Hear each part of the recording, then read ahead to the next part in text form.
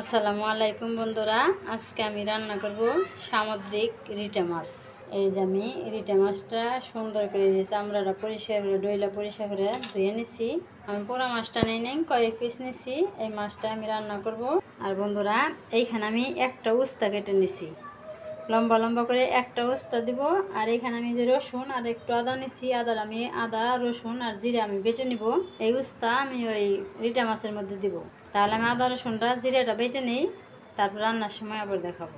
এই যে বন্ধুরা, আমি মশলাটা বেটে নিলাম। এখন আমি মাছটা ভেজে নিব, এর জন্য মশলা দিয়ে মাখিয়ে নিব। হলুদ গুঁড়ো দিয়ে দিলাম, মরিচের গুঁড়ো দিয়ে দিলাম, লবণ দিয়ে দিলাম। এখন আমি সুন্দর করে মাখিয়ে নিব।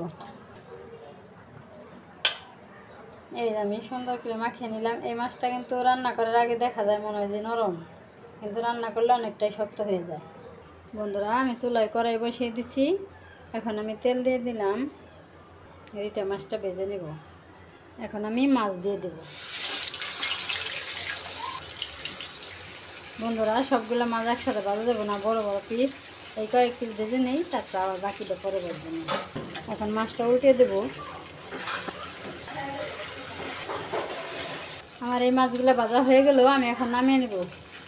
এই যে বন্ধুরা, দেখা গেল কেমন নরম, বাচ্চা শক্ত হয়ে গেছে।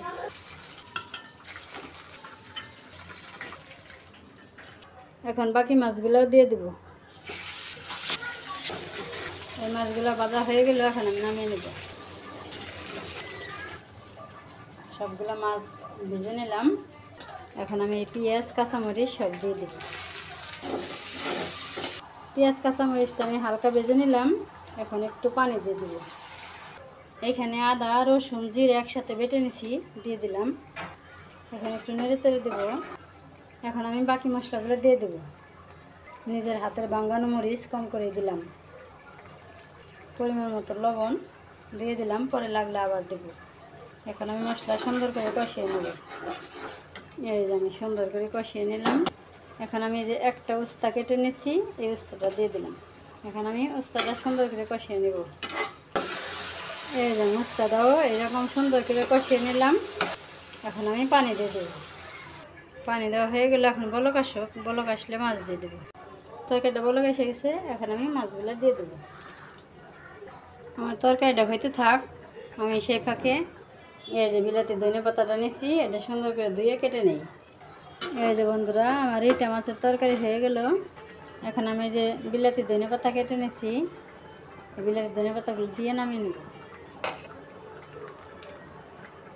এখন আমি একটু নাড়াচাড়া দিয়ে নামিয়ে নেব। ধনে পাতাটা একটু মিলিয়ে দিলাম। এখন আমি নামিয়ে নেব। বন্ধুরা, আমার রিটা মাছের তরকারি রেডি। তাহলে আজকে আমার রিটা মাছের তরকারি রেসিপি কেমন হলো অবশ্যই কমেন্ট করবে। তাহলে ভিডিও এখানেই শেষ করলাম। সবাই ভালো থাকবে, সুস্থ থাকবে, সাবধানে থাকবে। আল্লাহ হাফিজ।